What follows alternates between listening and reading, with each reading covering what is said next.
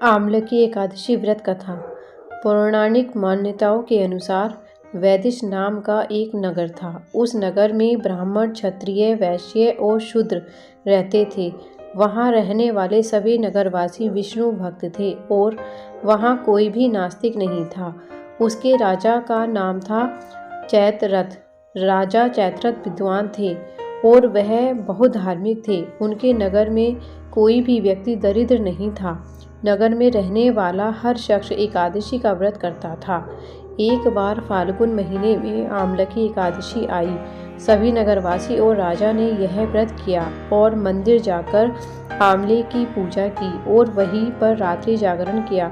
तभी रात के समय वहां एक बहेलिया आया जो कि घोर पापी था, लेकिन उसे भूख और प्यास लगी थी। इसीलिए मंदिर के कोने में बैठकर जागरण को देखने लगा और विष्णु भगवान व एकादशी महात्म्य की कथा सुनने लगा। इस तरह पूरी रात बीत गई। नगरवासियों के साथ बहेलिया भी पूरी रात जागा रहा। सुबह होने पर सभी नगरवासी अपने घर चले गए। बहेलिया भी घर जाकर भोजन किया, लेकिन कुछ समय के बाद बहेलिया की मौत हो गई। हालांकि उसने आमलकी एकादशी व्रत कथा सुनी थी और जागरण भी किया था, इसीलिए वह राजा विदुरथ के घर जन्म लिया। राजा ने उसका नाम वसुरथ रखा। बड़ा होकर वह नगर का राजा बना। एक दिन वह शिकार पर निकला, लेकिन बीच में ही मार्ग भूल गया। रास्ता भूल जाने के कारण वह एक पेड़ के नीचे सो गया। थोड़ी देर बाद वही मलेच्छर आ गए और राजा को अकेला देखकर उसे मारने की योजना बनाने लगे।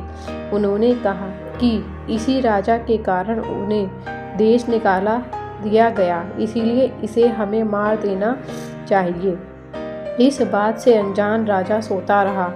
मलेच्छों ने राजा पर हथियार फेंकना शुरू कर दिया, लेकिन उसके शस्त्र राजा पर फूल बनकर गिरने लगे। कुछ देर के बाद सभी मलेच्छ जमीन पर मृत पड़े थे। वहीं जब राजा की नींद खुली तो उन्होंने देखा कि कुछ लोग जमीन पर मृत पड़े हैं। राजा समझ गया कि वह सभी उसे मारने के लिए आए थे, लेकिन किसी ने उन्हें ही मौत की नींद सुला दिया। यह देखकर राजा ने कहा कि जंगल में ऐसा कौन है जिसने उसकी जान बचाई है। तभी आकाशवाणी हुई कि हे राजन, भगवान विष्णु ने तुम्हारी जान बचाई है। तुमने पिछले जन्म में आमलकी एकादशी व्रत कथा सुनी थी और उसी का फल है कि आज तुम शस्त्रों से घिरे होने के बावजूद जीवित हो। राजा अपने नगर लौटा और सुखी पूर्वक राज करने लगा और धर्म के कार्य करने लगा। बोलो विष्णु भगवान की जय।